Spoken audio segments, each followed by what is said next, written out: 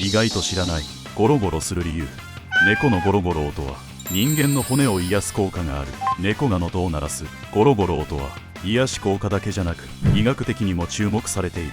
周波数が20号 150Hz で人間の骨の修復や成長を促す振動域と重なるのだ。可愛いだけと思っていたら実は治療までしてくれていた。猫様はお医者様でもあった。つまり猫のゴロゴロは癒しとセルフヒーリングの両立、もはや家庭内セラピストである。